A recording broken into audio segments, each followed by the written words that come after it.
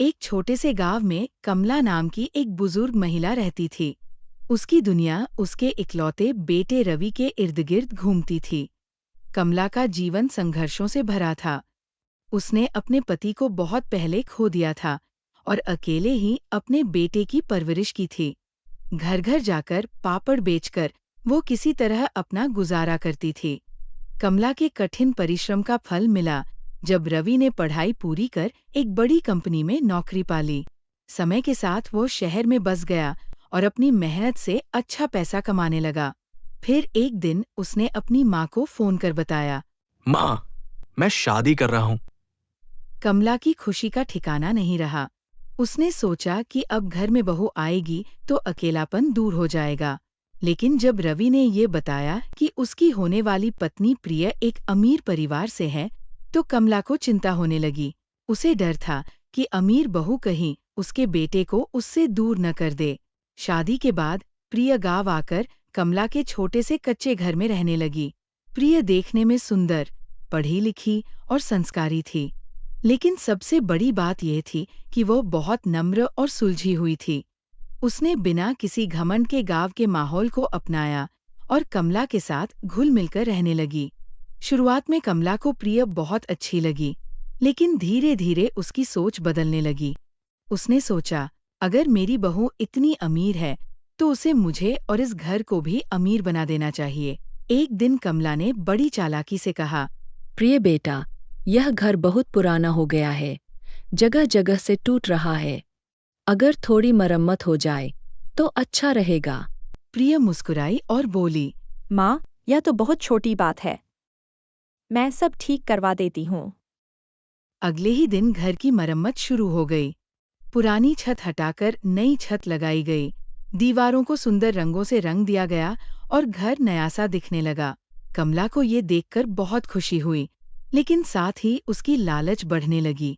उसने सोचा, अगर प्रिय से थोड़ा और पैसा मांगूं, तो मेरी जिंदगी आराम से कट जाएगी। अब वो आए दिन नई फरमाइशें करने लगी, महंगे कपड़े, सोने के गहने और यहाँ तक कि नकद पैसे भी मांगने लगी।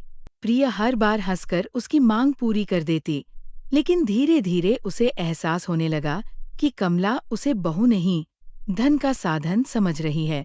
रवि भी ये सब देख रहा था, लेकिन अपनी माँ को कुछ कहने की हिम्मत नहीं जुटा पा रहा था। प्रिय ने महसूस किया कि अगर सास को सबक नहीं सिखाया गया तो उसकी लालच कभी खत्म नहीं होगी। उसने एक योजना बनाई। अगले दिन प्रिय बहुत उदास दिखी। उसने न ज्यादा बात की, न हंसी। कमला ने पूछा, क्या हुआ बेटा, आज इतनी चुप क्यों हो? प्रिय ने भारी आवाज में कहा, माँ, पापा के बिजनेस को बहुत नुकसान हुआ है। घर में पैसे की बहुत कमी हो गई है। शायद मुझे अपने गहने तक बेचने पड़े। ये सुनते ही कमला के चेहरे का रंग उड़ गया। उसने सोचा, अगर प्रिय के पास पैसा नहीं रहेगा तो मेरी इच्छाएं कैसे पूरी होंगी। अब वह प्रिय से पैसे मांगने की बजाय उसे दिलासा देने लगी। बेटा, चिंता मत करो, धन तो आता जाता रहता है। सबसे बड़ी बात यह है कि परिवार साथ रहे। प्रिय ने कुछ दिनों तक ये नाटक जारी रखा और फिर एक दिन कमला को सच्चाई बता दी।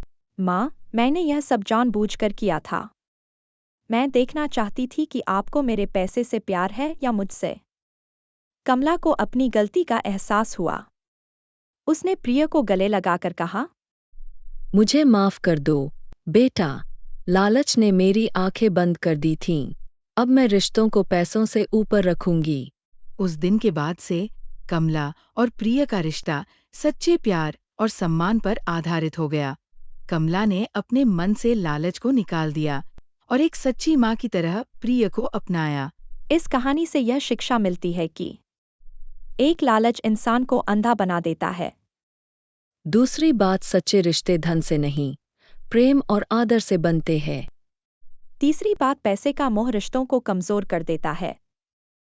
चौथी बात, बुद्धिमानी से किसी भी समस्या का समाधान किया जा सकता है। पांचवी बात, प्रेम और समझदारी से रिश्ते मजबूत होते हैं। हमारी वीडियो को लाइक, शेयर, सब्सक्राइब करना ना भूलें।